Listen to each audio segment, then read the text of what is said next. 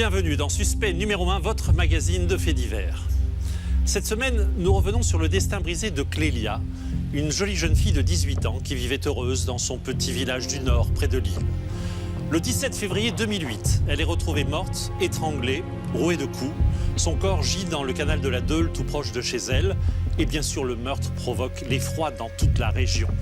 Qui a pu commettre ce crime horrible? Qui s'est acharné sur cette jeune fille sans histoire? Très vite, les soupçons se tournent vers le petit ami de Clélia, un jeune homme de 19 ans. Les enquêteurs en sont persuadés, l'une de leurs nombreuses disputes aurait mal tourné.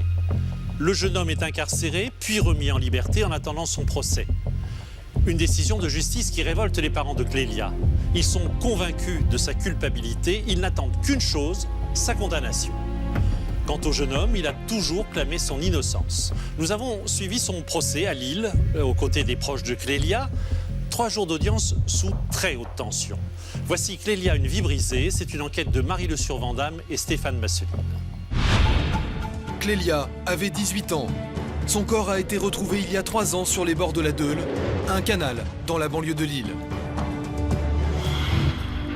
Le corps était là. Il y avait la moitié du corps dans l'eau, les yeux ouverts, puis son visage était blanc. C'était vraiment choquant. La jeune fille était méconnaissable. Étranglée, elle a été rouée de coups et mortellement frappée. Dès la disparition de Clélia, sa mère s'inquiète. C'est dur de me parler de tout ça. Et ma question, c'était, ils lui ont fait du mal. Et le commandant m'a dit oui, madame. Qui a tué Clélia? Son petit ami Julien devient très vite le suspect numéro 1. Le père de la jeune fille n'a aucun doute sur sa culpabilité. Pour moi, ils se sont disputés, il l'a étranglé, il l'a achevé. Mis en examen pour homicide volontaire, Julien comparaît libre devant la cour d'assises du Nord, mais il a toujours nié les faits. Aujourd'hui, la cour et le jury doivent décider du sort de Julien. Vont-ils le condamner ou vont-ils l'acquitter? Pas un instant, la mère de Clélia n'imagine qu'il soit innocent. J'ai vu les photos de Clélia au bord de la berge. Je sais qu'on a retrouvé un cric de Swingo à 1 mètre de ma fille. Enfin, je sais pas, c'est quand même une énorme coïncidence. Pendant ces 3 jours d'audience, 2 familles vont s'affronter. Ah, c'est bon. Ça fait 3 ans et demi que j'attends. Moi, je veux qu'il aille en prison avant cet été. Et je veux pas qu'il passe un été noir. Un procès sous haute tension. Ces 3 jours vont-ils enfin permettre de répondre à la question: Julien a-t-il tué Clélia, oui ou non?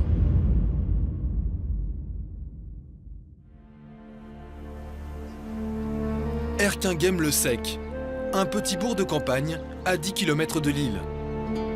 Dans cette maison vit une maman inconsolable, Carole. Elle a 47 ans.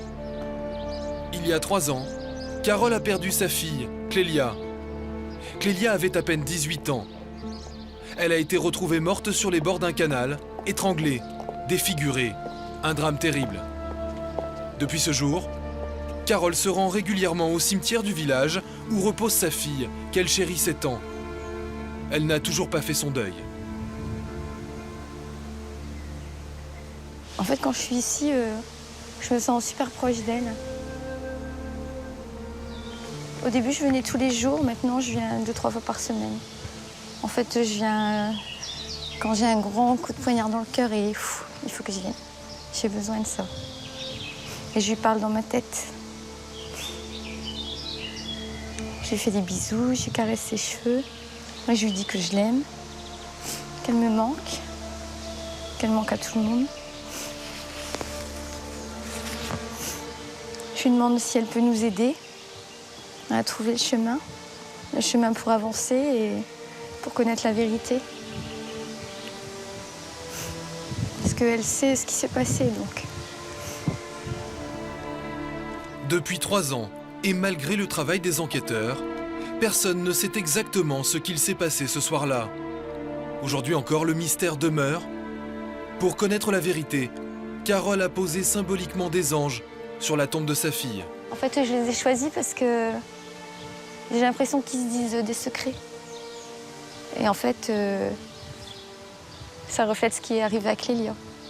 C'est-à-dire, il y a un lourd secret autour de tout ça, de tout ce qui lui est arrivé.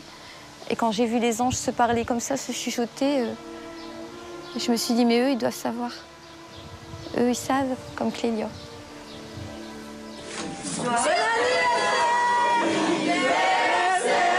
C'était elle, Clélia. Cette vidéo est la dernière de la jeune fille vivante.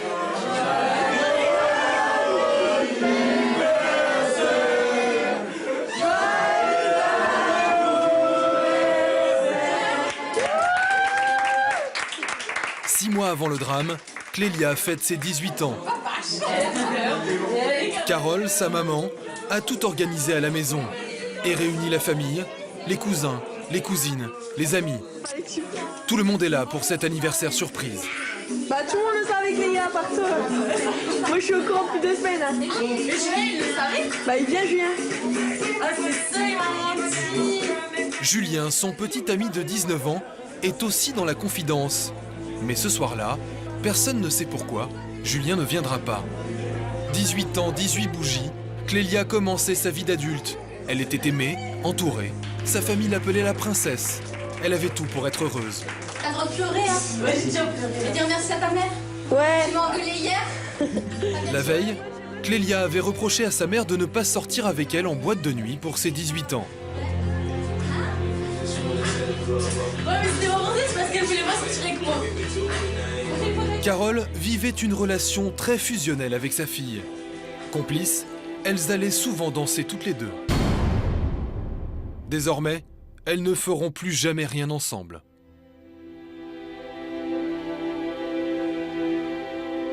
Aujourd'hui, dans cette pièce, la fête est finie. Les moments de joie sont bien loin. Pour Carole et ses 4 autres enfants, la mort de Clélia a laissé un vide terrible. Depuis cette tragédie, toute la famille est unie dans la douleur. Isabelle, la sœur de Carole, Patrice, son beau-frère, leurs enfants. Personne n'accepte que Clélia soit morte si jeune, tuée dans des conditions si atroces. Elle avait la vie devant elle. Je venais de l'inscrire à son permis, enfin, elle avait envie de faire plein de choses. Elle voulait faire de l'esthétique et là, elle s'était découvert une passion pour la comptabilité, chose qui n'a rien à voir. Elle m'a dit, maman, j'adore la compta, je crois que je vais faire ça finalement. J'ai dit, écoute, si tu veux. Elle avait plein de choses à vivre, quoi. Puis elle aimait la vie. C'était pas quelqu'un de pessimiste. Elle aimait les gens. Je veux dire, elle sautait au cou de tout le monde. C'est vrai, elle aimait les gens, elle aimait danser, sourire. Qu'est-ce qui vous aide à tenir aujourd'hui? Mes enfants déjà, ma famille. Parce que bon, ça aurait été facile de partir aussi, mais je peux pas. J'ai pas le droit de faire ça. Vous y avez pensé? Et je peux pas, j'ai mes enfants derrière moi et puis jamais je ferai ça à ma sœur, à ma famille. Ils en ont eu assez comme ça. À l'époque, Nicolas, le petit frère de Clélia, n'a que 16 ans. Après la mort de sa sœur, il devient l'aîné. Comment faire face à cette épreuve et à cette responsabilité? Aujourd'hui encore, il a du mal à parler de sa grande sœur qu'il adorait. Je sais pas, tu te réveilles le matin et tu te dis mais pourquoi je dois faire ci, pourquoi je dois faire ça? Je devrais me laisser aller. Mais tu peux pas. Je peux pas parce que je suis plus grand.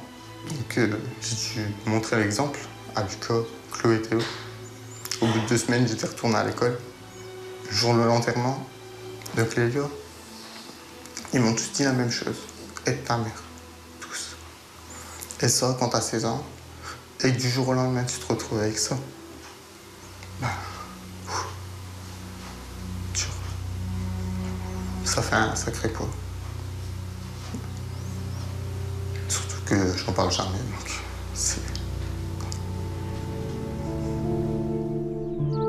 Comme Nicolas, Eric ne parle que rarement de Clélia. C'était sa seule fille. Eric a 48 ans. Lorsqu'il divorce, Clélia n'a que 6 ans. Depuis, il a refait sa vie, mais il est toujours resté proche de sa princesse. Pour trouver un peu de réconfort, ce père brisé a l'habitude de s'isoler dans son bureau au fond de la cour. Sur les murs, Clélia est partout. Quel âge elle a sur cette photo? Oh, elle a 18 ans, 17 ans et demi, 18 ans. Elle est là aussi. Là, elle est en photo avec moi. Elle me manque terriblement. Hein. Elle rigolait tout le temps. Elle était joyeuse. Tout le monde l'aimait d'ailleurs, et puis elle avait bon cœur. C'était vraiment une fille superbe. Elle avait du tempérament, il paraît. Ouais, elle avait du tempérament, bah ouais, hein, c'est... Elle se laissait pas faire, mais bon, voilà, comme tout le monde, quoi. Elle savait ce qu'elle voulait. Eric non plus n'a pas fait son deuil. Il ne peut s'empêcher de consulter le blog que Clélia avait créé avant de mourir et que Carole, sa maman, continue d'alimenter depuis 3 ans. Vous vous connectez souvent, Eric, à ce blog? Tous les jours. C'est pas trop douloureux, justement, de regarder tout ça? Ouais, si, mais c'est encore plus douloureux quand je regarde pas. J'ai besoin de la voir. Et je lui parle des fois. C'est con, hein. Quand je veux lui parler, je lui parle comme ça. Je vais la voir au cimetière. Alors je sais pas si elle m'entend, hein, parce que je sais pas si je crois encore en Dieu, en fait. En fait, je sais plus trop en quoi je crois. Je suis anéanti, en fait.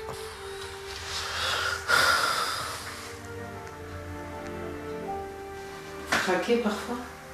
Ouais.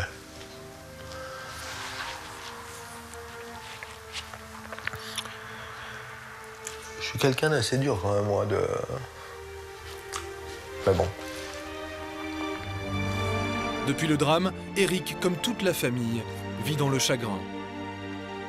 Étranglée, rouée de coups, leur princesse est morte brutalement le 17 février 2008. Ils ne savent ni pourquoi, ni comment.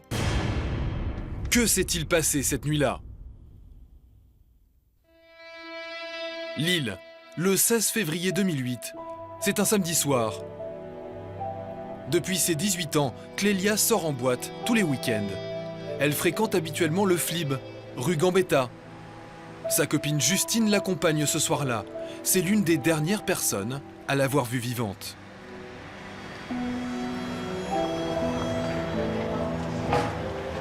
Ouais, le Flib pour moi c'est Clélia. C'est dur. Justine se souvient de cette soirée qui avait pourtant si bien commencé. C'était une bonne soirée, quoi. C'était bien. Vous êtes sortis qu'entre filles? Ouais, que des filles. Une soirée entre copines. Julien n'est pas là. Clélia et ses copines s'amusent. À 4 h du matin, la soirée se termine. Clélia appelle alors Julien pour qu'il vienne la chercher. Elle est folle de lui, elle le connaît depuis 1 an et demi, c'est son premier amour. Mais ce soir-là, un texto lui apprend que Julien n'aurait pas été fidèle. Il est venu nous chercher. Et c'est là, à ce moment-là, qu'elle a eu le fameux texto de sa copine, comme quoi elle sortait avec Julien. C'est de là que ça a commencé l'engueulade. Julien aurait une double vie. Ce samedi soir, son autre petite amie aussi fait la fête au Flib. Lorsqu'elle voit Clélia monter dans la voiture de son Julien, jalouse, elle prend son téléphone et envoie un texto à Clélia. Clélia découvre alors la trahison. Elle s'énerve et demande des comptes à son petit ami. À l'arrière de la voiture, Justine assiste à la scène. Clélia, en fait, voulait savoir la vérité. Et Julien, il répondait pas. Il répondait pas. Clélia, forcément, elle s'est un petit peu énervée, voulait savoir la vérité. S'il l'a trompé ou pas. Elle l'engueulait, quoi. Elle voulait savoir. Et après, comme il répondait pas, elle voulait sortir de la voiture, quoi. Profitant d'un feu rouge, Clélia veut quitter la voiture. Julien réagit brutalement. Lui, il a retenu justement en la prenant par son cou et en la tirant. Et de là, il lui a fait mal, quoi. Il l'a pris assez méchamment, quoi. Il s'est mis à pleurer et tout. Contrainte, Clélia reste en voiture. Mais devant la maison de Justine, elle tente à nouveau de s'en aller. Là, elle est sortie de la voiture, hein. Elle voulait pas rester. Elle a un petit peu couru donc jusque là, bon, pas loin. Hein. Ouais, il devait être à peu près ici en fait. Rapidement, Julien la rattrape et discute avec elle. Là. Ici, elle s'était assise et puis lui, il était debout en fait, comme ça, et puis il lui parlait. Moi, j'étais là, juste ici. Et puis j'attendais. J'attendais après eux, ils sont revenus. Donc je lui ai dit au revoir, je lui ai fait la bise et puis voilà, comme j'ai dit, reste pas avec lui quoi. Reste pas avec lui. Fais attention, reste pas avec lui. Et de là, ils sont partis normalement la accompagner chez elle. Et elle est jamais rentrée chez elle quoi. Justine ne reverra jamais plus son amie. Il est 4h30 du matin. Mais que s'est-il passé ensuite? 4 heures plus tard, à Lambersart, à quelques kilomètres de la maison de Justine, un homme retrouve le corps non identifié d'une jeune femme sur les bords d'un canal.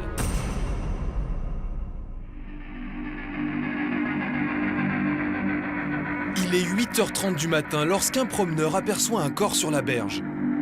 Paniqué, il se précipite vers un restaurant à une centaine de mètres de là et demande de l'aide. Laurent, le patron, est en cuisine avec ses employés. Il repart avec le promeneur sur la berge et découvre une scène macabre. Depuis ce jour-là, il n'est jamais retourné sur les lieux.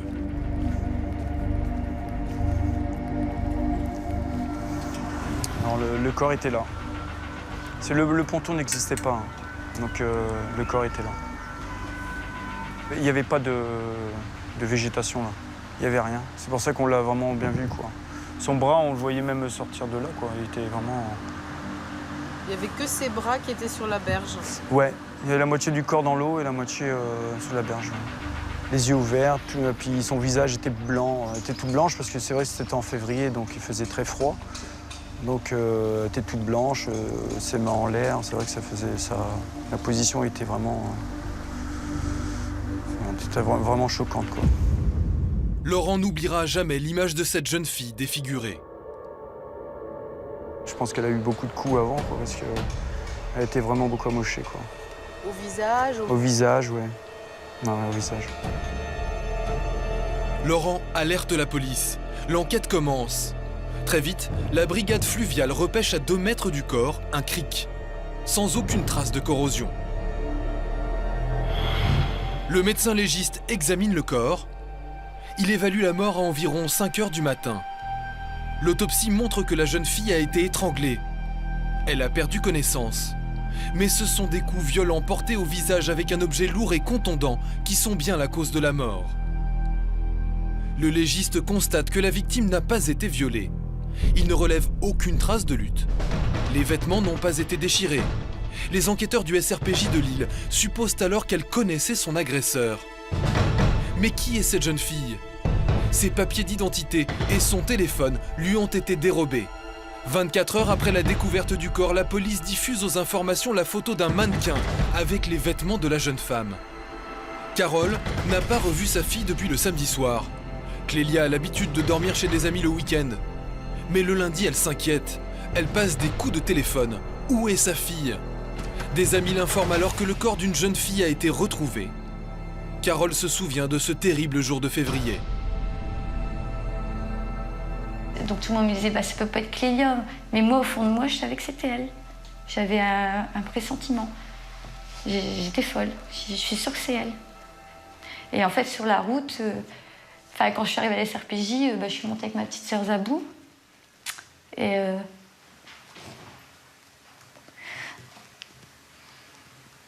c'est dur de me parler de tout ça. En fait, ils m'ont montré un mannequin avec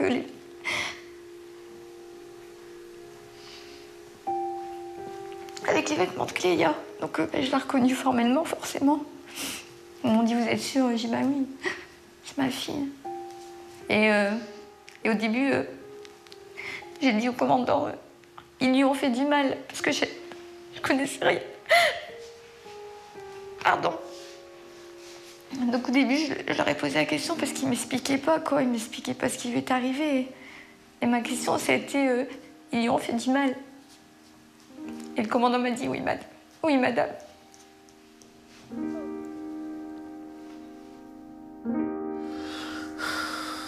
Ce lundi soir, Eric lui aussi est convoqué au SRPJ de Lille. Un enquêteur lui annonce la mort de Clélia. Il m'a dit on a retrouvé le corps de votre fille, c'est votre fille. J'étais anéanti, je me rappelle. C'était terrible. On m'aurait dit une descente aux enfers.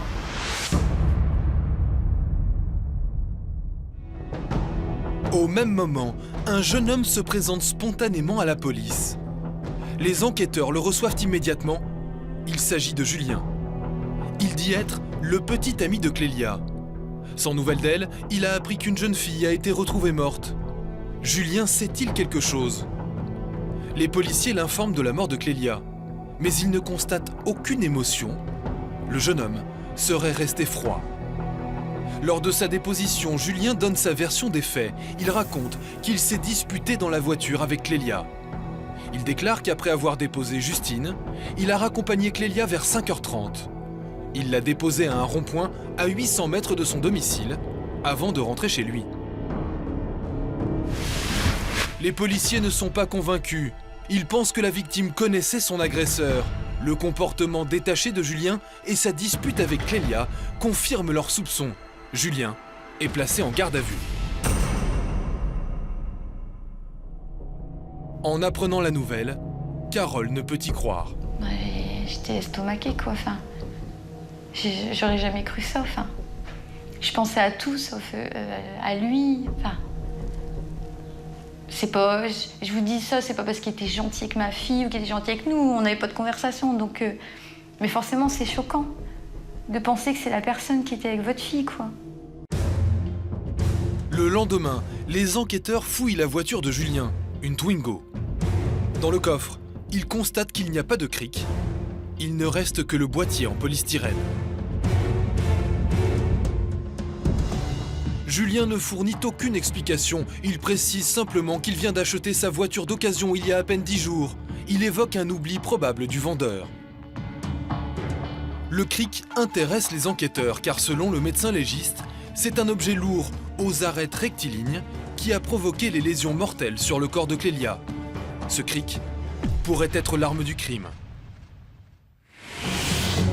L'enquête s'accélère, les policiers perquisitionnent au domicile de Julien et là, ils font une découverte accablante. Sur une des chaussures qu'il portait le soir du drame, une trace de sang est révélée au Blue Star. L'analyse ADN est formelle. C'est le sang de Clélia. Pendant son audition au SRPJ, Julien ne donne là encore aucune explication sur la provenance de cette trace.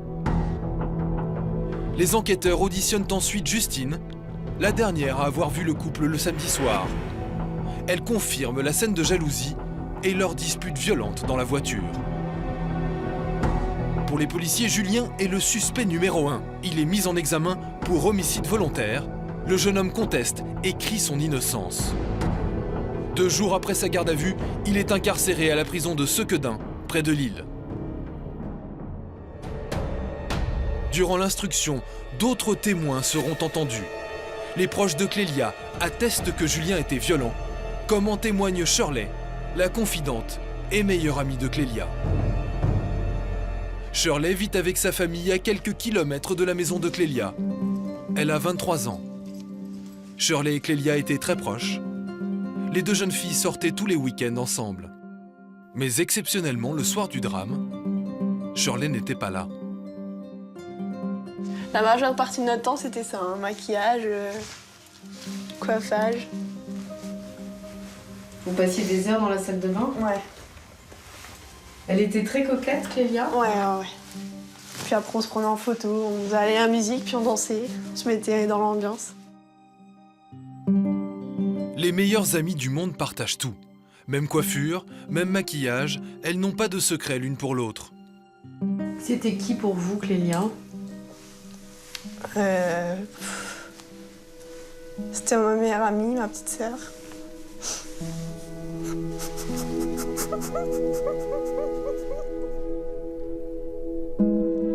Clélia et Julien étaient ensemble depuis 1 an et demi. Pour Shirley, leur relation était tumultueuse. Je suis toujours en train de se disputer pour des conneries, mais il s'aimait bien. C'était je t'aime moi non plus. Pourquoi ils se disputaient? Parce que Cléa avait un gros caractère, donc quand elle avait quelque chose à dire, elle le disait. Donc lui disait oh c'est comme ça et pas autrement. Donc elle en rajoutait. Moi je les voyais se battre de temps en temps. Quand on sortait au film, Cléa se faisait draguer, lui ça lui plaisait pas. Il arrivait sur elle, il lui foutait un coup de poing, il lui rendait le coup de poing quoi. Il lui foutait un gros coup de poing dans la mâchoire. Hein. Elle lui rendait, puis après elle partait en pleurant quoi. Il était jaloux, possessif. Elle aussi. Hein. De toute façon, si elle a réagi comme ça le soir où ça arrivait, c'est qu'elle m'aimait. On réagit pas comme ça, on fait pas une crise de jalousie quand on n'aime plus quelqu'un. Tous les témoignages convergent. Dans le couple, les disputes sont terribles. Mais Clélia ne se laisse pas faire. Un soir, Julien aurait réagi plus violemment que d'habitude. Elle m'a dit une fois, il m'a étranglée dans ma chambre, je lui disais d'arrêter, arrêtez pas. Elle disait arrête, arrête, et lui il voulait pas arrêter quoi. Donc il avait déjà étranglé quoi. Les témoignages accablants, les coïncidences troublantes qui ressortent de l'enquête suffisent à Eric, le père de Clélia, pour être convaincu que cette nuit-là, la dispute du couple a mal tourné. Pour moi, ils se sont disputés.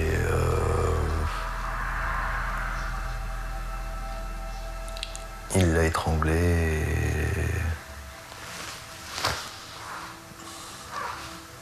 Et il l'a achevé.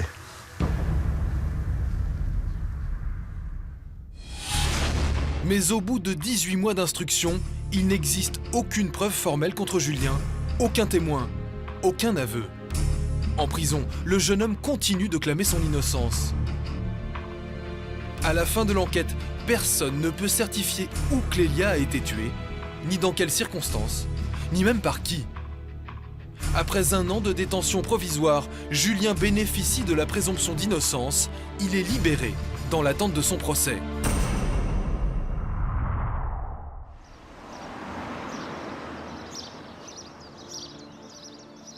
Eric, le papa de Clélia, ne comprend pas cette décision.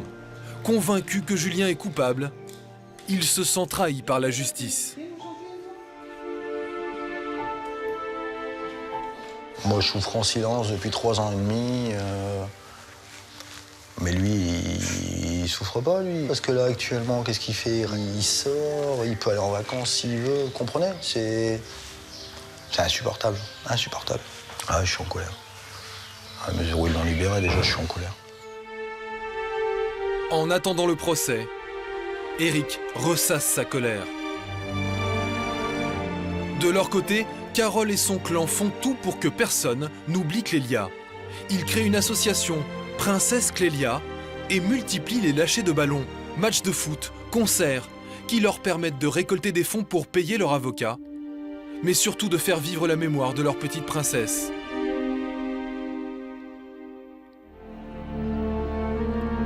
« 26 juin 2011, c'est la veille du procès.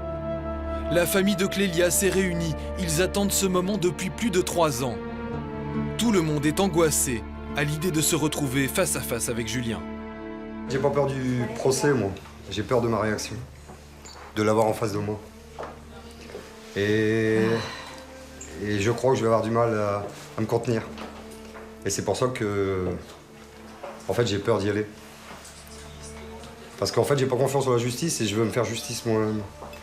Et je sais que j'ai pas le droit. Ce qu'il ressent Patrice, on le ressent tous, hein, c'est une appréhension de... C'est une appréhension de voir vengeance. La personne qui va passer en cour d'assises, enfin qui est présumée coupable et en même temps présumée innocente devant nos yeux, quoi. Parce qu'on l'a jamais revue depuis 3 ans et demi. Donc ça, c'est vraiment une appréhension parce que c'est quelqu'un qui va se présenter libre. Donc on peut le croiser à tout moment dans les couloirs. Et voilà. Mais je compte sur le respect, sur la dignité pour Clélia. Je veux pas de cris, enfin si des cris, il y en aura forcément. Mais je veux pas de... Je veux qu'on soit de la violence, je veux qu'on soit tous calmes. Moi, je sais pas comment je vais réagir. Je vais sûrement être plus bactère, mais j'y vais parce qu'il le faut. Parce qu'il le faut, parce que sinon on n'avancera pas. Parce que déjà on stagne depuis 3 ans et demi, on est... 40 mois. On est mort-vivant. 40 ouais, mois. On est mort-vivant et moi j'ai envie de... Qu'il soit condamné. Qu'on avance d'un peu, quoi, que ça change, que ça reste pas comme ça. Moi je peux pas rester comme ça.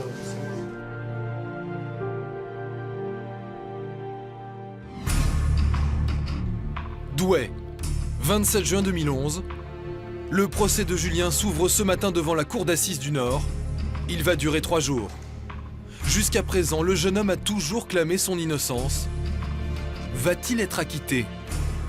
Arrivés les premiers au tribunal, Carole et ses proches sont terriblement angoissés. Ils espèrent enfin savoir ce qu'il s'est passé la nuit où Clélia a été tuée.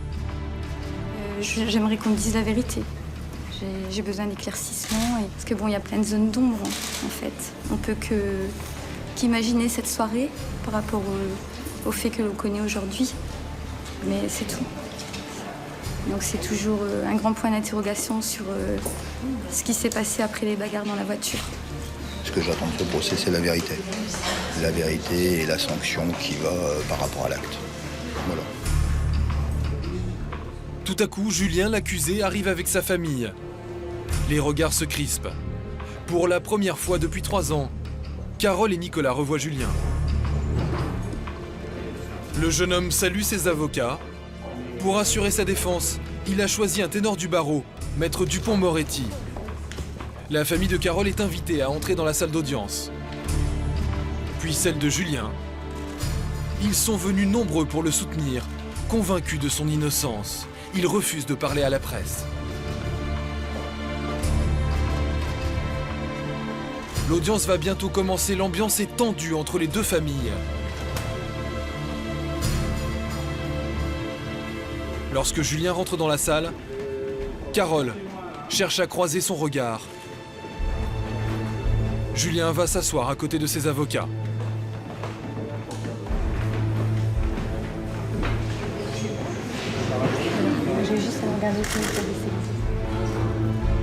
La défense s'installe. En face, l'avocate des parties civiles. Maître Lejeune, c'est elle qui défend les intérêts de la famille de Clélia.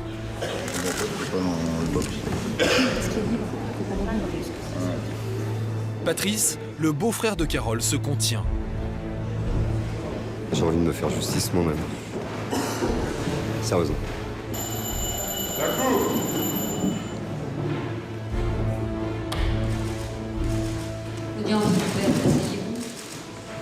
Dès le début de l'audience, la présidente demande à l'accusé d'entrer dans le box. Julien comparaît pour homicide volontaire. À ce titre, il risque 30 ans de prison. La cour interroge l'accusé sur ce qu'il s'est passé cette nuit-là.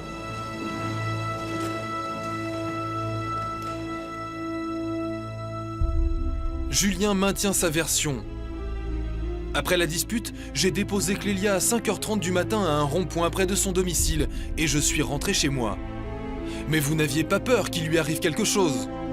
Elle m'a dit « Laisse-moi là, ça me saoule, je vais rentrer à pied. » Julien ne dira rien de plus. La cour s'intéresse alors à la découverte du corps. Les photos de Clélia sur la berge sont diffusées à l'audience. La famille les découvre pour la première fois. Elles sont insoutenables.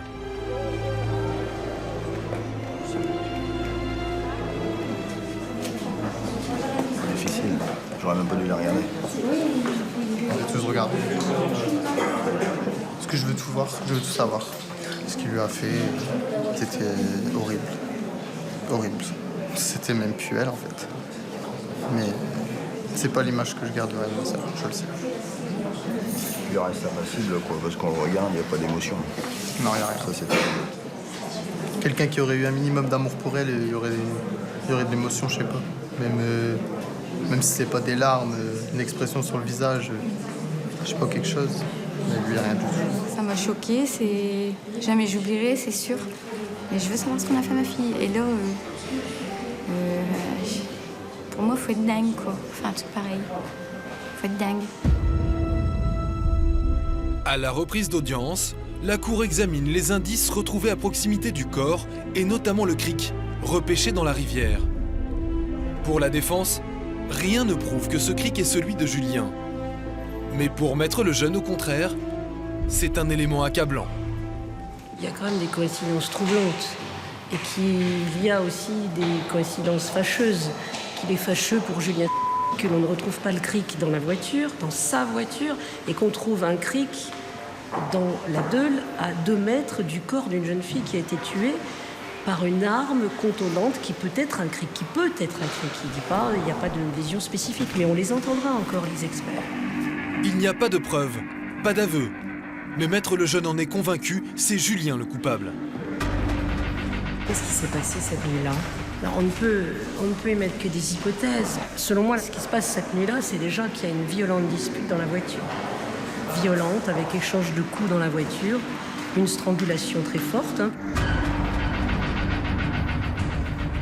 une strangulation suffisamment forte pour provoquer un évanouissement. Mais elle n'est pas morte. Mais le sait-il qu'elle n'est pas morte ? Parce qu'à ce moment-là, il arrive au bord de la Deule, il se rend compte qu'elle n'est pas tout à fait morte. Là, il sort le cric, là, il l'achève. Selon Maître Lejeune, Julien aurait achevé Clélia à coups de cric avant de la jeter à l'eau. Une thèse contestée par Maître Dupond-Moretti. À la reprise des débats, Maître Lejeune veut faire confirmer par le médecin légiste que la mort de Clélia a été provoquée par des coups de cric. Le médecin légiste vient dire que le cric peut avoir provoqué les lésions qu'on retrouve sur le crâne de Clélia et que c'est même que qu'il y a des plaies qui ont été faites avec un élément contondant. Ces plaies sont même évocatrices. Ce sont des plaies rectilignes provoquées avec une arête et un objet lourd et une arête rectangulaire. Alors, je ne sais pas ce qu'il faut de plus. Le cric serait-il l'arme du crime ? L'experte en ADN qui a analysé l'objet est absente. L'avocat de Julien réagit violemment. Il refuse que le procès se poursuive sans la présence de l'experte. La présidente doit suspendre l'audience. Le procès va-t-il être reporté ? Éric s'énerve. Carole et Maître Lejeune tentent de le calmer. Faut arrêter. Moi j'attends depuis 3 ans et demi. Il faut arrêter quand même. Faut aussi prendre en considération les parties civiles et les victimes. Monsieur Médina, c'est pas fait. Aberrant ça.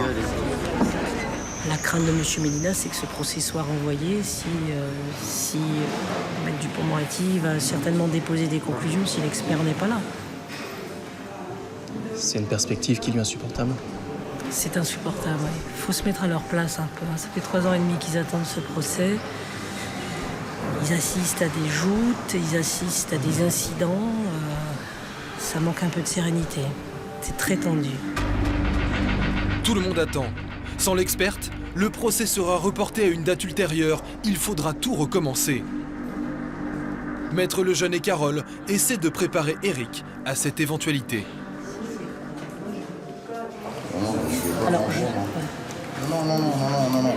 Non, ça sert de question. Moi, je vais vous dire, ça fait 3 ans et demi que j'attends. Alors, peut-être pour vous, les avocats, c'est votre métier, vous n'êtes pas touchés par cette affaire. Moi, c'est ma fille, ça fait 3 ans et demi que j'attends. Moi, je veux qu'il aille en prison avant cet été. Et je veux pas qu'il passe un été dehors. Qu'ils font revenir l'expert, qu'ils font ce qu'ils veulent, qu'ils se débrouillent. On va voir. Je vais au renseignement.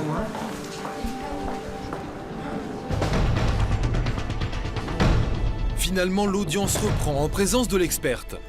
Elle explique que les traces relevées sur le cric ne permettent pas d'identifier l'ADN de Clélia, ni celui de Julien. L'objet a séjourné dans l'eau et rend le travail d'analyse difficile.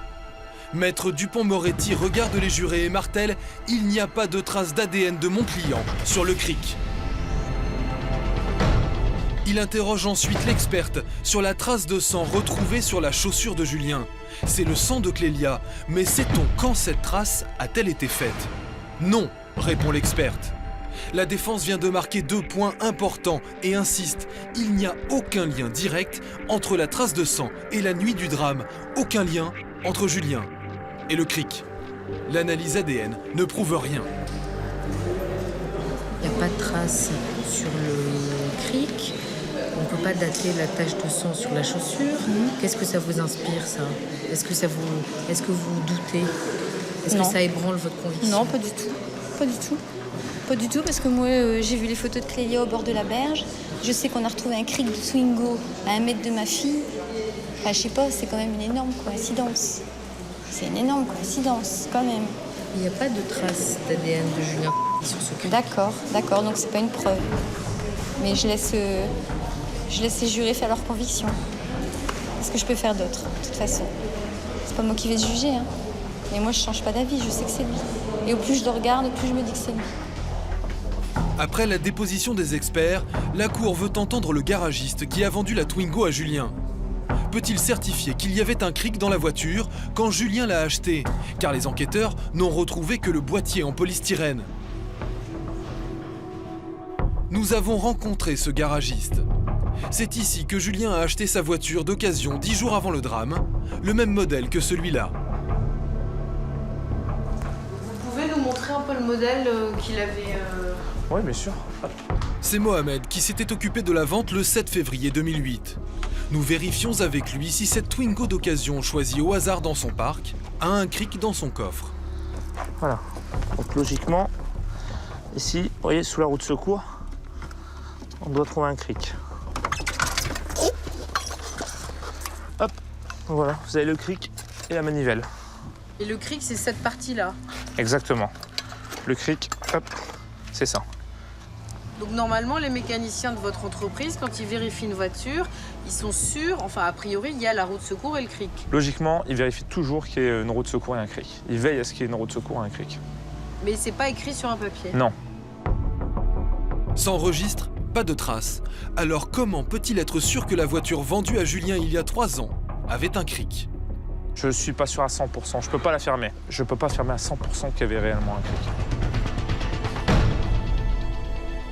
À la barre, le garagiste avoue qu'il ne peut pas garantir qu'il y avait un cric dans la voiture.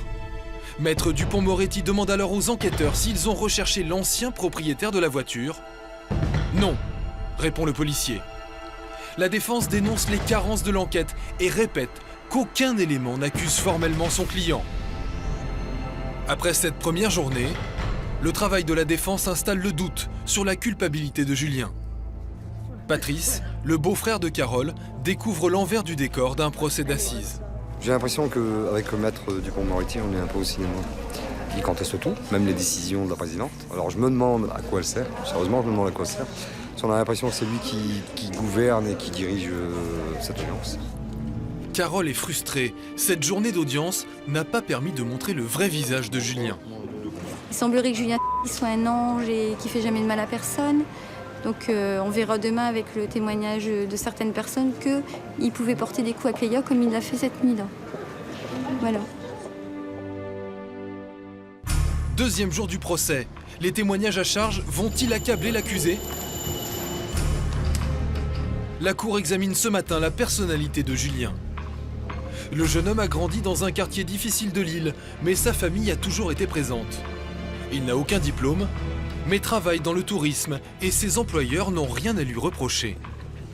La cour lui rappelle son comportement lorsque les enquêteurs lui ont appris la mort de sa petite amie. Julien n'avait alors manifesté aucune émotion. Pour Maître Lejeune, ce manque de réaction est un élément troublant. Les policiers vont l'interroger, ils vont le placer en garde à vue justement parce que son attitude assez froide et sans aucune empathie à l'égard de la victime, alors que c'est quand même son ex-petite amie, alors que le samedi, il la couvrait encore de cadeaux, alors que dans la semaine, quelques jours avant, il faisait encore l'amour avec elle. Et il a cette phrase qui va faire tilt chez les policiers. Vous m'apprenez qu'elle est décédée, je ne ressens rien, c'est comme ça. Julien est-il un monstre froid ?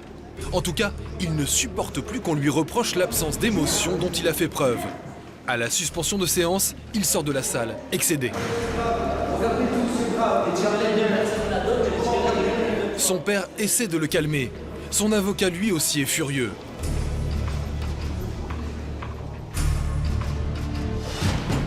L'audience reprend dans une atmosphère tendue.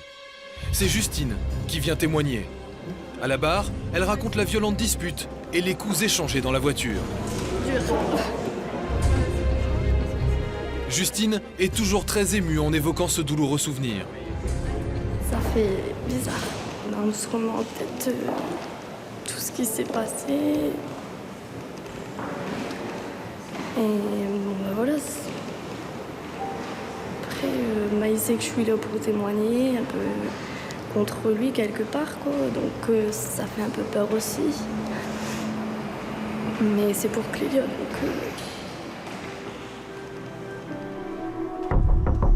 Shirley vient à son tour déposer à la barre. Amie de Clélia, elle était témoin elle aussi des disputes répétées du couple. Un jour, raconte-t-elle, Clélia lui a confié que Julien a essayé de l'étrangler. La défense explose. Shirley n'avait pas mentionné cette confidence aux policiers au moment de l'enquête. Maître Dupond-Moretti l'accuse de faux témoignages. Qu'est-ce que vous a dit, Maître Moretti? Qu'en gros, j'étais une menteuse, que lors de ma déposition, je n'avais pas dit les faits que j'ai annoncés aujourd'hui et que j'aurais dû le dire.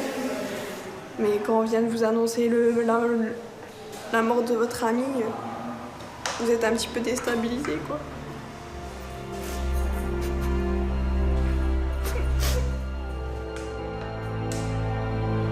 À l'issue de cette deuxième journée, les témoignages ont relevé la violence de l'accusé.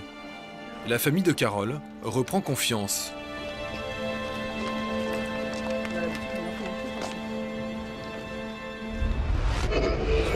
Dans un instant, la fin du procès. Julien sera-t-il condamné ou acquitté? Il risque 30 ans de prison. Mais un coup de théâtre va bouleverser l'audience.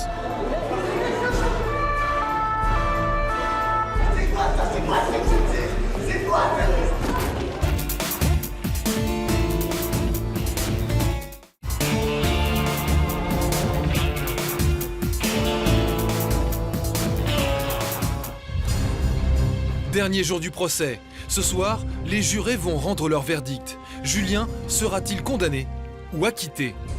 Carole, elle, est à bout de force. Comment vous vous sentez aujourd'hui? Ouais, merci. Pas trop bien.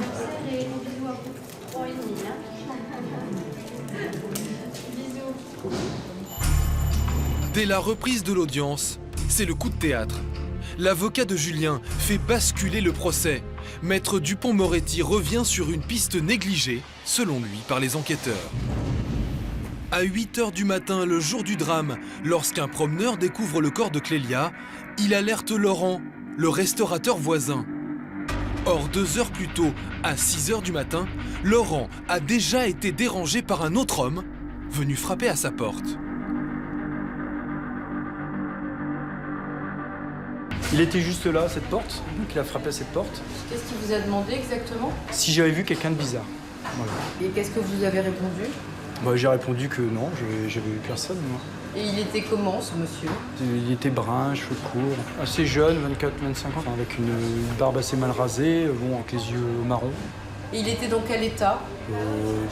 Comme un mec paumé, quoi. Assez paumé. Et il est reparti aussitôt, ça dure 10 secondes. Qui est ce rôdeur? Et qu'a-t-il vu de louche cette nuit-là? Laurent fait un portrait robot, mais la police ne réussit pas à l'identifier. À l'audience, Maître Dupond-Moretti crée la surprise. Il diffuse sur écran le portrait robot et place juste à côté la photo d'un homme. Nous l'appellerons Monsieur K, bien connu des services de police, pour des faits de violence. Les enquêteurs ont trouvé son ADN sur un mouchoir, non loin du corps de Clélia. La ressemblance entre le portrait robot et la photo de Monsieur K est troublante. Dans la salle, c'est la stupeur. Les proches de Julien quittent l'audience en colère.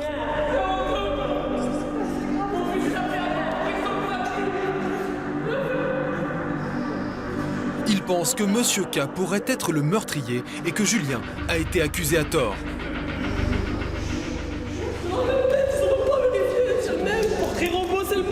Ils insultent les enquêteurs.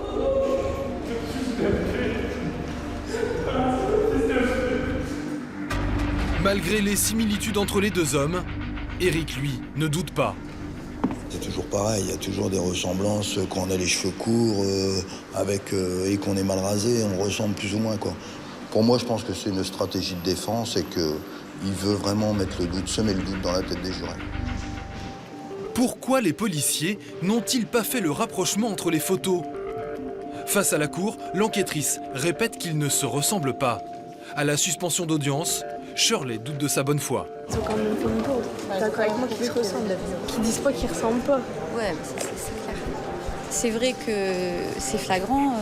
Le portrait robot et la photo de la personne se ressemblent. Enfin, c'est clair que l'enquête, je pense qu'elle aurait dû être plus poussée et je pense que c'est une défaillance du système de la police. Et apparemment, il y a des choses qui n'ont pas été faites à fond, quoi. Compliqué. Après ce coup de théâtre, Maître Dupond-Moretti accuse les enquêteurs de négligence. Ils ont entendu Monsieur K, mais ils ne lui ont jamais demandé ce qu'il faisait la nuit où Clélia a été tuée. La famille de la victime est obligée de l'admettre.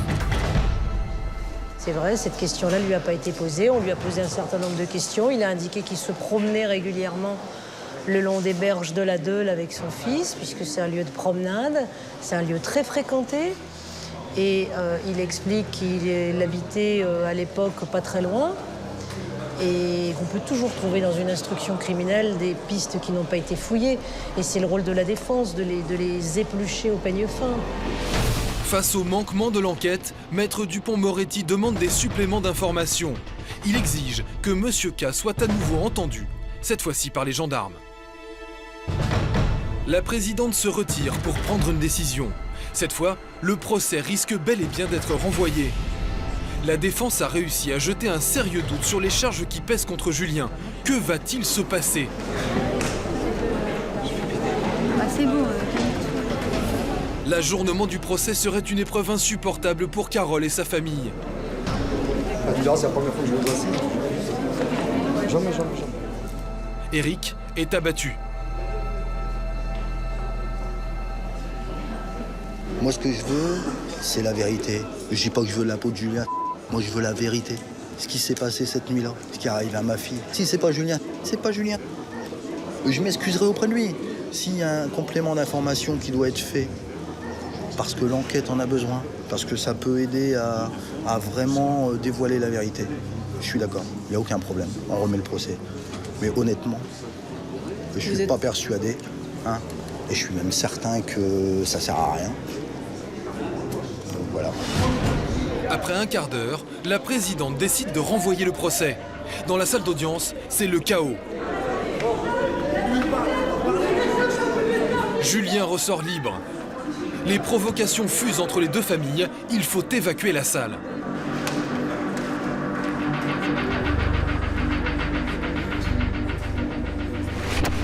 À l'écart, Maître Dupond-Moretti ne décolère pas. Il estime que la police n'a pas fait son travail. D'abord, on a un homme, un portrait robot. C'est un homme qui traîne près des lieux vers 6 h du matin. Et on a trouvé un mouchoir avec de l'ADN. Et cet ADN a parlé. Il appartient à un monsieur qui a été fiché. On va à l'audience découvrir la photo de cet homme. Et quand on met sa photo à côté du portrait robot, on a un vrai choc. Donc je demande naturellement un supplément d'information pour qu'on aille entendre cet homme. Mais à l'extérieur du palais de justice, les provocations continuent. La police arrive en renfort pour calmer les esprits.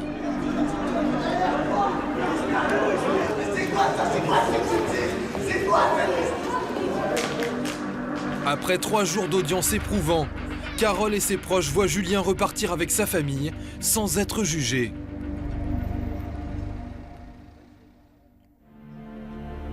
Quelques heures plus tard, chez Carole, la famille s'est réunie. Tout le monde est encore sous le choc. Demain, je pense que je vais me réveiller, je vais être écœurée. C'est sûr. Pour l'instant, j'analyse pas encore complètement ce qui s'est passé. Mais ce que je sais, c'est que le présumé innocent, le présumé coupable du meurtre de ma fille, est sorti libre ce soir de la cour d'assises et qu'on nous a agressés à la sortie du tribunal en disant qu'il était libre. Moi, ce que je sais, c'est que ma fille est ici au cimetière d'Arquinghem-le-Sec, que j'ai vu des photos d'elle horribles, que je n'oublierai jamais. Et je sais très bien que ce n'est pas un inconnu qui lui a fait ça. Carole reste convaincue de la culpabilité de Julien. Pour la justice, il est présumé innocent. Il reste libre, sous contrôle judiciaire. Aucune date n'est fixée pour le prochain procès. Carole et sa famille doivent attendre avant d'affronter une nouvelle audience Mais pour Clélia, ils sont prêts à endurer encore des épreuves douloureuses.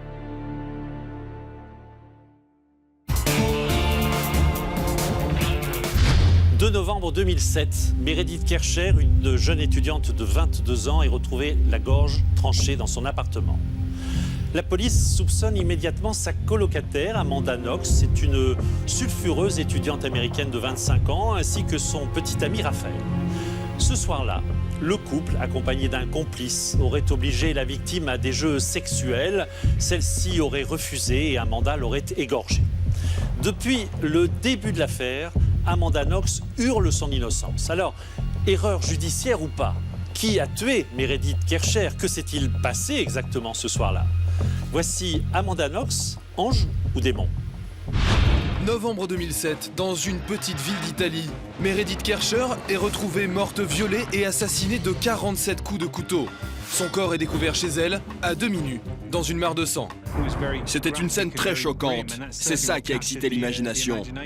J'ai tout de suite pensé à un crime à caractère sexuel. Immédiatement. Très vite, les policiers italiens ont un suspect, Amanda Knox, sa colocataire américaine de 21 ans. Pour eux, tout l'accable. Ils ont désigné un coupable en seulement 2 jours. Alors, la jeune Amanda Knox est-elle une tueuse sanguinaire au visage d'ange? Elle n'avait aucun remords. Elle riait, elle souriait. Ou bien est-elle victime d'une terrible erreur judiciaire? Nous payons de notre vie pour un crime que nous n'avons pas commis. La cour italienne la condamne à 26 ans de prison pour le meurtre de Meredith Kercher. Mais quelques mois plus tard, rebondissement, elle est acquittée. Pourquoi un tel retournement de situation? Je crois que cette affaire intrigue, car elle reste trop mystérieuse. Trop d'éléments nous échappent. Pourquoi la justice italienne a-t-elle lavé de tout soupçon celle qu'on surnommait la diabolique? Qui est vraiment Amanda Knox?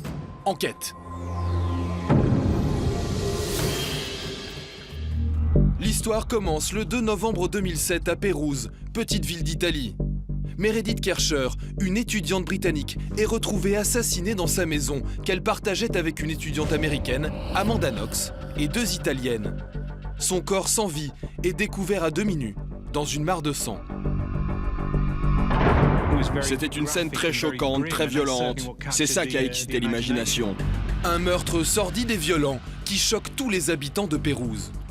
C'est devenu une ville fantôme. Plus personne ne voulait sortir. Nathan Abraham travaille au Merlins, un bar que fréquentait régulièrement Meredith, la victime. C'était une étudiante comme les autres. Elle aimait bien sortir le week-end avec ses amis. C'était une fille vraiment sympa, très ouverte, très agréable, et sans aucun doute une fille qui aimait faire la fête. Meredith était issue d'une famille modeste. Elle venait du sud de Londres, où elle avait suivi un cursus en études européennes à l'université de Leeds. C'était une étudiante, comme les autres. Comme n'importe quelle étudiante, elle aimait faire la fête, mais elle bossait aussi beaucoup pour avoir de bons résultats. Sa mort, le soir d'Halloween, reste encore aujourd'hui un mystère. Première étape pour la police italienne, trouver un suspect. Qui aurait pu en vouloir à Meredith Kercher, cette banale étudiante? Peut-être un ancien petit ami ou un prétendant qu'elle aurait repoussé. Au départ, la police n'avait aucun suspect. On a d'abord pensé à un étudiant tueur en série. Très vite, les enquêteurs s'intéressent à la colocataire de Meredith, Amanda Knox. Arrivée quelques mois plus tôt de Seattle aux États-Unis, c'est une étudiante brillante, mais aussi très fêtarde. C'est une bosseuse, elle étudie énormément, mais elle a aussi un petit côté sauvage. C'est ici que vit Meredith, avec Amanda, dans cette maison de 4 chambres, à quelques minutes seulement de l'université. 2 Italiennes habitent également avec elle. La vie d'étudiante étrangère commence pour les 2 jeunes filles. Et Amanda Knox ne va pas tarder à tomber follement amoureuse. Un soir, lors d'un concert de musique classique, elle rencontre Raphaël Solecito. Il a 23 ans et il est italien. Entre eux, c'est un véritable coup de foudre. Ils ont noué tout de suite une relation très intime. Ils étaient tout le temps ensemble, dès qu'ils n'avaient pas cours, tout le temps tous les 2. À côté de ses études, Amanda a un petit boulot dans un bar appelé Le Chic. Patrick Lumumba en est le propriétaire. La première fois que je l'ai vue, je me suis dit qu'elle avait l'air d'une fille bien et sympa. Amanda adore sa nouvelle vie. Sa famille et ses amis s'en souviennent encore. Elle disait tout le temps, j'adore ma maison, j'adore mes colocataires, j'adore la nourriture, j'adore l'Italie. Mais très vite, le destin d'Amanda Knox va basculer dans l'horreur. Dans la nuit du 2 novembre 2007, Meredith, sa colocataire, est assassinée dans leur maison. Amanda affirme avoir dormi chez son ami Raphaël cette nuit-là. Puis elle serait revenue chez elle au petit matin pour se doucher. En sortant de la douche, Amanda s'aperçoit qu'il y a du sang dans la salle de bain. Raphaël est arrivé et ils ont découvert ensemble que dans l'une des chambres, à l'arrière de la maison, une vitre était cassée, comme si quelqu'un avait essayé d'entrer. Coïncidence, ce jour-là, la police vient au domicile d'Amanda et de Meredith pour leur rapporter un de leurs téléphones portables qu'elles avaient perdu. La police a décrit la situation comme assez bizarre, une espèce de paranoïa ambiante. Car au moment où ils entrent dans la cour, Amanda et Raphaël ont l'air choqués et nerveux. Les policiers décident d'entrer dans la maison et trouvent la chambre de Meredith fermée à clé. Les policiers défoncent la porte et là ils trouvent Meredith sur le sol, cachée sous une couverture. Pour la police italienne, cette couverture va devenir un élément clé de l'affaire. Immédiatement, la police pense qu'une femme est dans le coup, à cause de ce corps recouvert avec une couverture. Ils ont aussi trouvé une empreinte de chaussure, une petite pointure. Pour eux, c'est encore une fois un signe qu'une femme est impliquée dans l'affaire. La victime, Meredith Kercher, a été retrouvée morte, violée et poignardée de 47 coups de couteau. Pour le procureur italien, Giuliano Mignini, il n'y a pas de doute, c'est une agression sexuelle. J'ai tout de suite pensé à un crime à caractère sexuel. Immédiatement. Parce que c'est une jeune femme, on l'a retrouvée déshabillée et son soutien-gorge lui a été arraché. Pour le procureur, le mobile du meurtre est le viol, même si la scène de crime ressemble davantage à un cambriolage qui aurait mal tourné. Tout cela ne serait donc qu'une mise en scène. De plus, aucun ADN n'a été relevé sur la fenêtre par laquelle le voleur se serait enfui. Pour la police, il est difficilement imaginable que quelqu'un ait pu passer par la fenêtre sans se couper et sans laisser la moindre trace de sang. Très vite, les deux colocataires italiennes et Amanda Knox sont conduites au poste de police pour y être interrogées. Amanda livre une première version. Son service au bar aurait été annulé. Elle aurait donc passé la soirée chez son petit ami Raphaël à regarder un film et à fumer de la marijuana. Mais son comportement va intriguer les policiers. Au poste de police, Raphaël et Amanda s'embrassaient, ils se caressaient, ils se prenaient même dans les bras. Tout le monde autour d'eux pleure, et eux, qu'est-ce qu'ils font? Ils s'embrassent. Tout le monde essaye de se réconforter les uns les autres, et eux, ils se tripotent. La police a tout de suite trouvé ça bizarre. Les meilleurs éléments de la police médico-légale sont appelés sur la scène du crime. Pendant ce temps, les enquêteurs tentent de trouver de nouveaux suspects, mais ils retombent toujours sur Amanda Knox. Les deux Italiennes et les amis britanniques de Meredith étaient tristes. Mais Amanda, elle, on aurait dit qu'elle essayait de minimiser la situation. On lui a demandé « Est-ce que tu veux rentrer à la maison ?» Et elle nous a répondu « Non, je veux rester ici, aider à résoudre cette affaire. » À ce moment-là, elle répond à de nombreuses questions. Elle raconte tout ce qu'elle sait. Elle veut aider. Mais son aide ne fait qu'attiser les suspicions de la police italienne. À part la mise en scène, ce qui m'a frappé, ce sont les contradictions dans le récit d'Amanda. Comment c'est possible qu'elle arrive, trouve la porte ouverte, voit des traces de sang et va prendre une douche? Pourquoi Amanda dit-elle que Meredith avait l'habitude de fermer sa porte à clé alors qu'elle ne la fermait jamais à clé?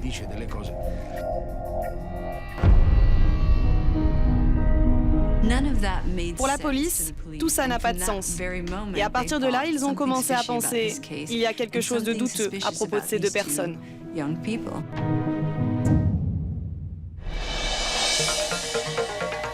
3 jours après le meurtre de Meredith Kercher, la police italienne envisage fortement Amanda Knox et son petit ami Raphaël d'être impliqués dans ce crime.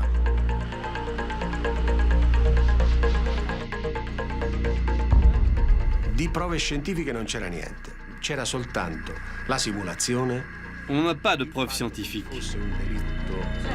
Juste cette espèce de mise en scène alors qu'il s'agit de toute évidence d'un crime à caractère sexuel. Et puis, il y a des contradictions dans le récit d'Amanda. Les enquêteurs décident de convoquer en premier Raphaël Sollecito pour l'interroger à nouveau. Amanda décide de le rejoindre juste pour être avec lui. Raphaël est emmené en salle d'interrogatoire. Amanda, elle, attend dans le couloir. Son comportement est des plus étranges. On l'a vu en train de faire le grand écart, en train de faire la roue. Ce genre de choses au poste de police, ça n'a vraiment pas joué en sa faveur devant les enquêteurs.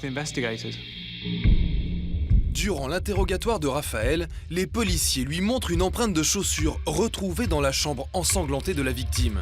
Les policiers supposent qu'elle lui appartient. Aussitôt, Raphaël commence à perdre ses moyens et change de version.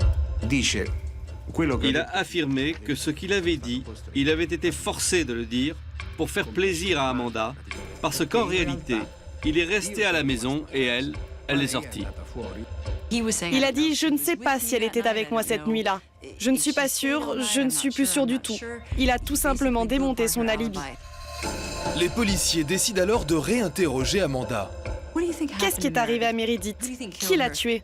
Après, ils se sont rendus dans une salle d'interrogatoire, mais ça n'a pas été enregistré, ni sur vidéo, ni sur bande-son. Aujourd'hui encore, personne ne sait pourquoi cet interrogatoire n'a pas été enregistré. Mais Amanda, elle, a bien une explication. Ils ont dit que j'étais une menteuse. Ils m'ont menacée en me disant que j'allais passer 30 ans en prison parce que je cachais quelque chose. Ils n'arrêtaient pas de dire que je mentais. J'étais déboussolée. L'interrogatoire dure de longues heures et selon Amanda, la police italienne aurait fini par se montrer très agressive. On m'a tellement mis la pression. Un des officiers de police m'a frappé derrière la tête.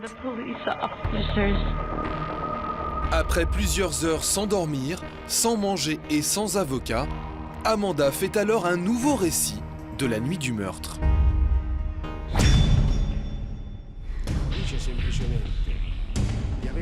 Elle dit simplement qu'elle a accompagné Patrick Lumumba, qu'elle a laissé entrer, qu'elle est restée hors de la chambre et qu'il a commis des violences sexuelles et un meurtre.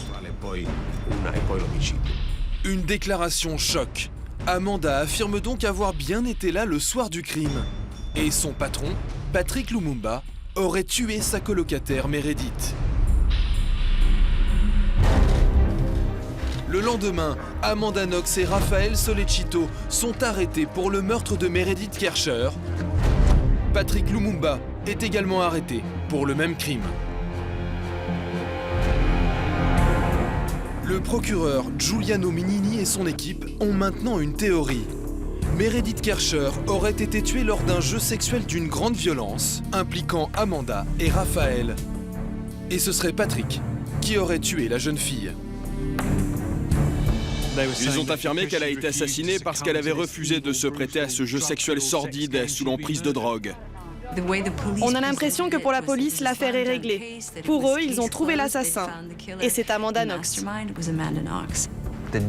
Au moment où on lui a passé les menottes, pour les autorités, elle était coupable.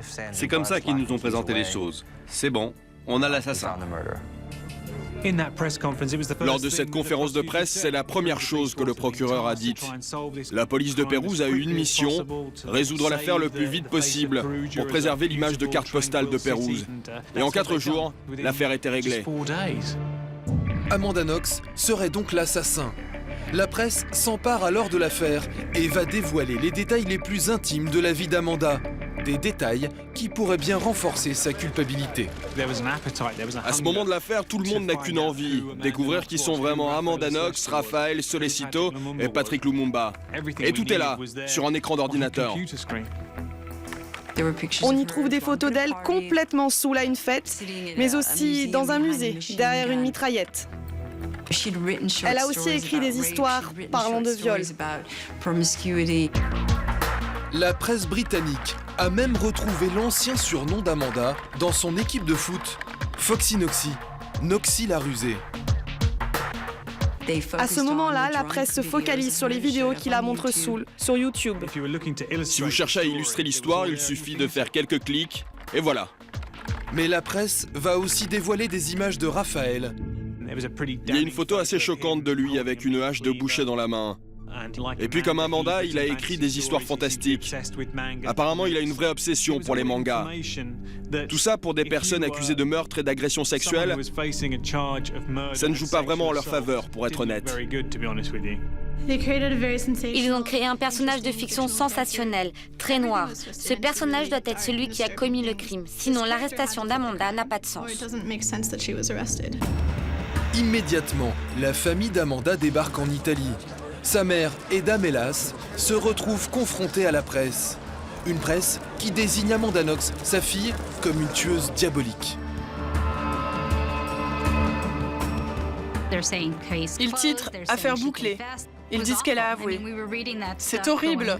On lit ces journaux et on se dit « De qui il parle? Amanda n'est pas comme ça ». J'étais vraiment en état de choc. Je ne dormais pas, je ne mangeais pas, et j'ai pleuré pendant des jours. Eda doit attendre plusieurs jours avant de voir sa fille Amanda en prison et entendre sa version des faits. On n'a fait que pleurer pendant 1 heure. Elle m'a dit à quel point elle a eu peur cette nuit-là et ce que la police lui avait fait. Et après, vous voyez, j'ai compris. Heureusement pour Amanda, sa déclaration selon laquelle elle aurait accompagné Patrick pour tuer Meredith n'a pas été prise en compte. Mais un nouvel élément va jouer contre elle. Une lettre qu'elle a écrite juste après son arrestation.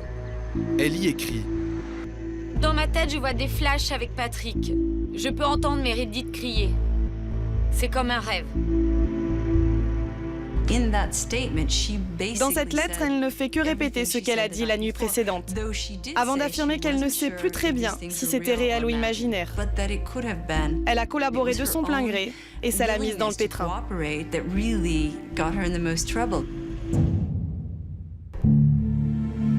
2 semaines après le meurtre de Meredith Kercher, les autorités italiennes sont persuadées de tenir leur coupable. Amanda Knox, son petit ami italien Raphaël Solicito et son patron, Patrick Lumumba, auraient donc tué Meredith lors d'un jeu sexuel qui aurait mal tourné.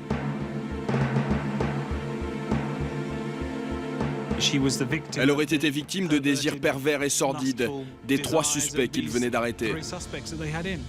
Qui est vraiment Amanda Knox? Perverse diabolique ou victime d'une erreur judiciaire? À l'annonce de son arrestation, son père est sous le choc. J'ai eu un message sur mon répondeur téléphonique, j'étais abasourdi. Pour les gens qui l'ont vu grandir, la jeune femme n'avait pas le profil d'une tueuse. C'est ici, à Seattle, qu'elle grandit. Des parents divorcés, mais une mère très aimante.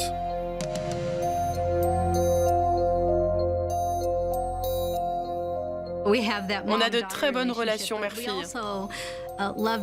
On adore parler de bouquins et aller au cinéma ensemble. Ses 2 parents se remarient, mais les familles recomposées restent proches. Elle avait de très bonnes aptitudes en sport, au foot surtout. Ses exploits au foot lui valent le surnom de Foxy Noxy, Noxy la rusée. Brett Leather est depuis cette époque l'une de ses meilleures amies.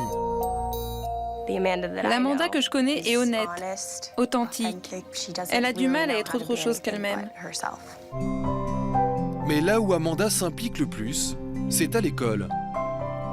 Elle décroche une bourse pour une école jésuite très prisée, puis elle intègre l'université de Washington. Là-bas, elle choisit de se spécialiser dans les langues étrangères. Son objectif était d'apprendre au moins 7 langues parfaitement. Sa passion pour les langues va bientôt la conduire à entreprendre un voyage en Europe. Le doyen de l'université prenait le temps de la voir. Et elle avait 3 jobs d'étudiant en même temps. Elle était vraiment très motivée. Comment Amanda Knox, cette étudiante appliquée, aurait-elle pu devenir une tueuse diabolique et assassiner sauvagement sa colocataire? Aurait-elle pu la tuer au cours d'un jeu sexuel avec son petit ami Raphaël et son patron Patrick? Avec les premières analyses ADN, les policiers vont découvrir l'existence d'un 4e suspect. Ils ont trouvé une empreinte sur le mur qui correspond à un homme nommé Rudy Guédé. Rudy Guédé, 20 ans, a grandi dans une famille de Pérouse, mais il est originaire de Côte d'Ivoire. Il jouait souvent au basket sur les terrains près de la maison d'Amanda et de Meredith. Il ne travaille pas, il ne va pas en cours, il profite juste de la vie nocturne, en sortant avec plusieurs filles, en faisant la fête tous les soirs. Mais surtout, Rudy Guédé est connu des services de police locaux. Il est impliqué dans divers trafics de drogue et dans beaucoup d'effractions. Élément intrigant, Rudy Guédé a pris un train pour quitter Pérouse le lendemain du meurtre. Les policiers lancent alors un avis de recherche internationale. L'homme sera interpellé 2 semaines plus tard, en Allemagne. Au même moment, Patrick Lumumba, le patron du bar où travaillait Amanda, est relâché. Un professeur d'université a affirmé qu'il l'avait vu travailler dans son bar le soir du crime. Alors il a été libéré. Amanda et Raphaël, eux, restent en garde à vue. Les enquêteurs vont alors interroger leur nouveau suspect. Il n'y a aucun doute sur la présence de Rudy dans la chambre de Meredith. Il y a son ADN, il y a une empreinte de sa chaussure et il a laissé des traces d'excréments dans les toilettes. Rudy Guédé raconte alors à la police sa version des faits. Le soir du meurtre, Meredith l'aurait invité chez elle. Il raconte qu'ils ont voulu s'embrasser et aller un peu plus loin. Elle n'avait pas de moyen de contraception, alors ils en sont restés là. Il serait allé aux toilettes et aurait alors allumé son iPod. Selon lui, pendant ce temps-là, quelqu'un serait entré et aurait tué Meredith. Et Rudy aurait entreaperçu le meurtrier. Rudy, et c'est lui qui l'a dit, a estimé qu'il ne pouvait pas aider Meredith, alors il l'a laissée là. Seulement voilà, quelques mois plus tard, Rudy Guédé revient sur sa version. L'homme qui l'aurait vu cette nuit-là serait Raphaël et Amanda auraient été présentes. Dans sa nouvelle version, il affirme que ce sont bien Raphaël et Amanda qui ont commis ce meurtre. À ce moment-là, la justice a pris très au sérieux les déclarations de Rudy. Sûrement parce qu'il fallait que la faute pèse sur 3 suspects et pas seulement sur lui. Rudy Guédé choisit alors d'être jugé sur le champ. En Italie, cela veut dire que le prévenu accepte qu'on se base sur moins de preuves et moins de témoignages. En Italie, si vous choisissez un jugement accéléré, à aucun moment vous ne vous déclarez coupable, mais vous laissez la justice démontrer votre culpabilité. Le 28 octobre 2008, 1 an après l'assassinat de Meredith, Rudy Guédé est condamné comme l'un des auteurs du meurtre à 30 ans de réclusion criminelle. Le même jour, Amanda et Raphaël sont également convoqués pour être jugés à leur tour. Si Rudy est condamné dans cette affaire, il est logique qu'Amanda et Raphaël soient eux aussi jugés. L'affaire Amanda Knox est surmédiatisée. Aucun détail de sa vie n'est épargné. Chaque jour, on apprend quelque chose de nouveau par les journalistes. En prison, Amanda a commencé à écrire un journal et il lui a été confisqué. Et tout ce qu'elle y a écrit a été utilisé contre elle. Car dans son journal, Amanda a dressé une longue liste de ses différents partenaires sexuels. Une liste établie après que les médecins lui aient annoncé, à tort, qu'elle était séropositive. Ces confessions ont été livrées à la presse. On leur a tout donné. Les gens ont vraiment commencé à haïr Amanda Knox. Tout le monde la croit coupable. Pour les médias italiens, c'est clair. Amanda et Raphaël sont coupables. Il y a même des livres sur l'affaire qui expliquent pourquoi ils sont coupables. Non, les gens n'ont pas arrêté de dire « vous trouvez ça bien de parler de ses amants » et ils ont utilisé ça contre elle. Ça a été une chasse à la sorcière. Dans un instant, vous suivrez le procès d'Amanda Knox et de son petit ami Raphaël. Ils risquent la prison à perpétuité pour le meurtre de Meredith Kercher. Je crois qu'elle a joué un rôle d'une façon ou d'une autre. Après, je ne sais pas dans quelle mesure. Peut-on vraiment être sûr, sans l'ombre d'un doute? Il y a eu un long moment de silence avant que les larmes ne commencent à couler.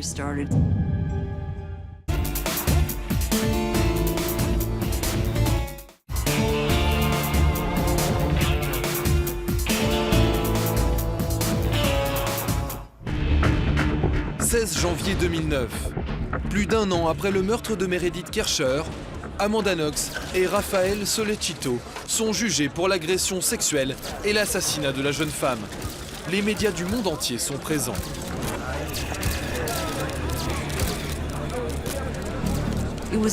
C'est vraiment comme si on assistait au jugement d'une star de cinéma.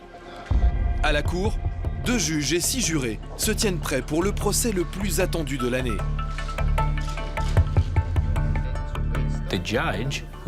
En Italie, le procureur, qui est aussi juré, est très impliqué dans le processus d'interrogation.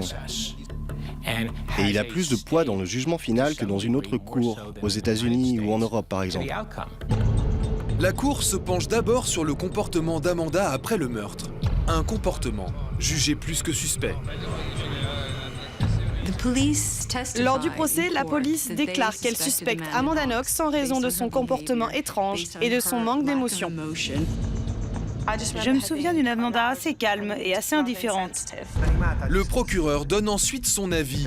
C'est une mise en scène d'un cambriolage qui a mal tourné. La porte d'entrée ne montre aucun signe d'effraction. Rien n'a été volé. Et il y a ce verre par-dessus ses vêtements. Tout ça, ce n'est qu'une mise en scène. Les volets n'étaient pas complètement ouverts et apparemment ils n'avaient pas été cassés ou éraflés. Sur la base de cette photo, les avocats de la défense vont alors démontrer qu'il est extrêmement facile d'entrer dans la maison pour n'importe quel cambrioleur. Pour la fenêtre, l'histoire du verre et des vêtements, n'importe quel expert vous dira que ce n'est pas une mise en scène.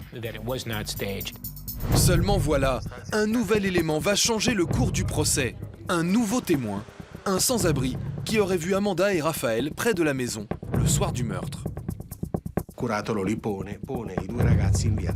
Le sans-abri dit avoir vu les 2 jeunes gens sur la Via della Pergola, à même pas 100 mètres du lieu du crime.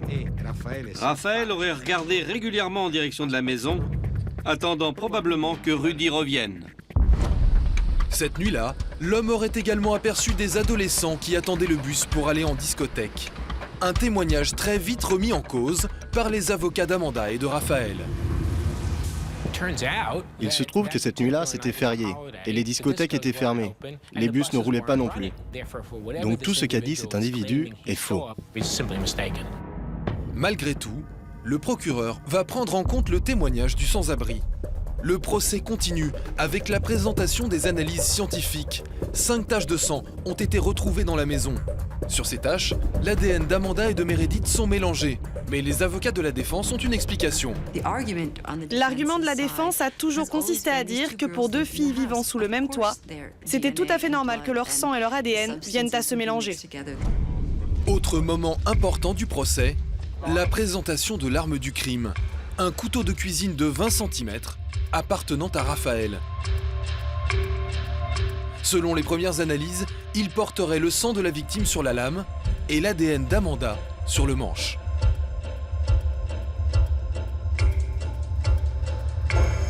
Que le couteau soit accepté comme preuve a vraiment choqué la défense, car comme il n'y avait pas suffisamment d'ADN sur la lame, il n'y a pas eu de 2e test pour vérifier.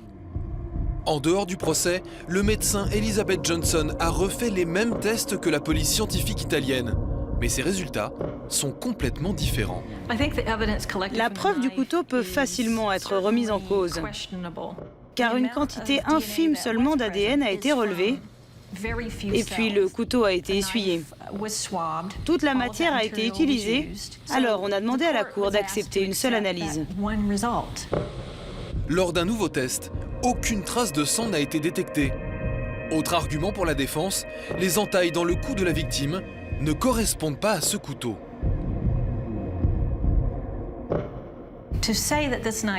Affirmer que ce couteau est l'arme du crime, c'est vraiment une conclusion trop rapide.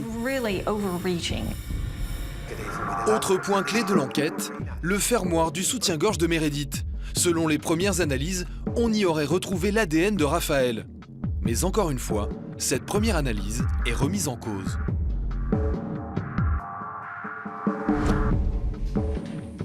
Lorsqu'on a filmé la scène du crime, les experts ont identifié le fermoir, mais ils ne l'ont pas ramassé.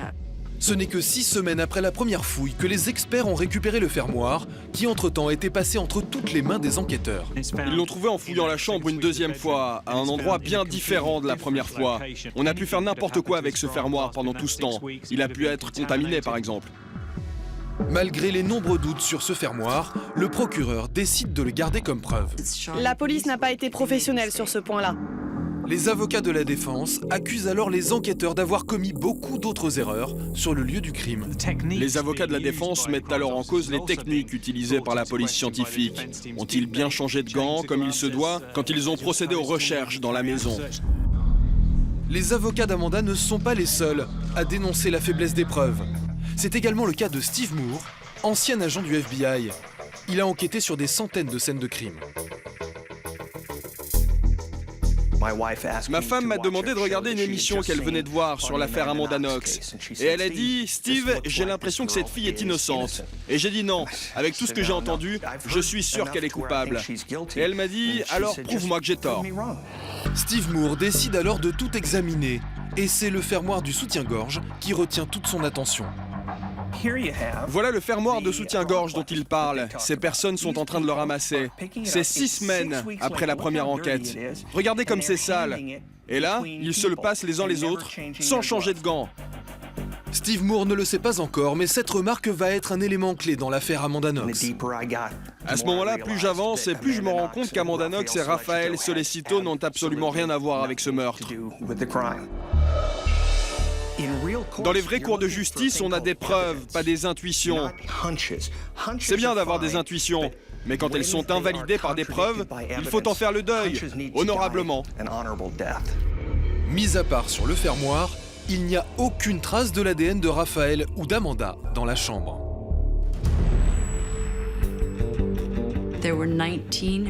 Il y a 19 empreintes digitales qui n'ont pas été identifiées. Mais la Cour les a présentées au jury comme des empreintes ressemblant fortement à celles d'Amanda Knox et Raphaël Solecito. Seulement voilà, en dehors de la chambre, il n'y a aucune autre empreinte. Pour la Cour, une personne a donc tout nettoyé pour ne laisser aucune trace de son passage. Amanda vivait dans cette maison. À ce moment-là, elle vient juste de prendre une douche. Pourquoi n'a-t-on pas retrouvé ses empreintes? Quelqu'un a sûrement fait un peu de ménage. Et on a retrouvé un seau et une serpillière à l'extérieur de la maison. Il est absolument impossible qu'Amanda et Raphaël aient pu nettoyer leurs propres empreintes tout en n'effaçant pas celles de Rudy. On ne trouve l'ADN que d'une seule personne, Rudy Guedet. Le procès pour le meurtre de Meredith Kercher va durer plus d'1 an et la fascination des médias pour cette affaire ne faiblit pas. Avec tous les arguments des avocats de la défense, la famille d'Amanda Knox est persuadée qu'elle va être libérée.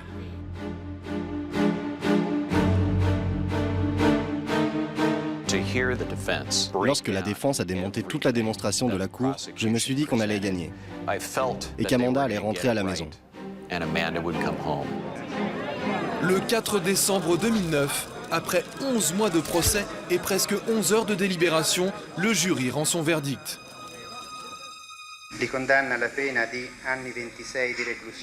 Amanda Knox est condamnée pour meurtre et agression sexuelle à 26 ans de prison. Raphaël, lui, est condamné à 25 ans. Au moment où Amanda est déclarée coupable, il lui faut 1 ou 2 secondes pour réaliser. Il y a eu un long moment de silence avant que les larmes ne se mettent à couler. La sœur d'Amanda s'est mise à pleurer, et puis Amanda a pleuré aussi. Et ils l'ont emmenée hors de la salle d'audience. Les entendre dire qu'elle est coupable et qu'il n'y a pas la moindre trace d'Amanda dans cette chambre, pas un cheveu, pas de salive, pas de sang, pas d'empreinte de doigts ou de chaussures, rien. Ça me dépasse. Quelques heures après le verdict, la famille de la victime Meredith Kercher remercie les autorités italiennes lors d'une conférence de presse. Nous sommes heureux de la décision, mais l'heure n'est pas à la fête. Notre sœur a été assassinée et nous a été violemment arrachée. Barbie Nadeau s'est entretenue avec les jurés après le procès. Elle a voulu comprendre pourquoi ils avaient déclaré Amanda coupable. Qu'est-ce qui fait qu'elle est coupable dans cette affaire? Et ils ont tous dit, ce récit qu'elle a écrit. Personne ne lui a fait écrire cette fameuse lettre. Personne ne l'a poussée à rédiger ce texte. Les jurés ont également parlé des remises en cause des preuves ADN, mais surtout, ils ont été choqués par le comportement étrange d'Amanda Knox. Je pense que le jury est entré dans la salle de délibération en se disant que la thèse de l'accusation était beaucoup plus crédible que la thèse de la défense. Octobre 2011. Un an après leur première condamnation pour le meurtre de Meredith Kercher, Amanda Knox et Rafael Sollecito sont rejugés en appel. En première instance, ils avaient été condamnés à 26 et 25 ans de prison. Au premier jour du procès, Amanda Knox continue à clamer haut et fort son innocence. Lui comme moi méritons la liberté, comme toutes les personnes présentes dans cette salle aujourd'hui. Au deuxième jour du procès, une contre-expertise des relevés ADN retrouvés sur les lieux du crime est demandée. Et ces résultats menacent de faire basculer tout le procès.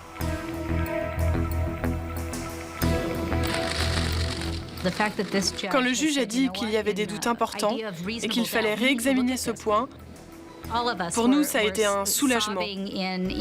On l'a toujours dit, il fallait quelqu'un d'impartial pour remettre en cause ces preuves. Ce procès est la dernière chance pour Amanda et Rafael de retrouver leur liberté.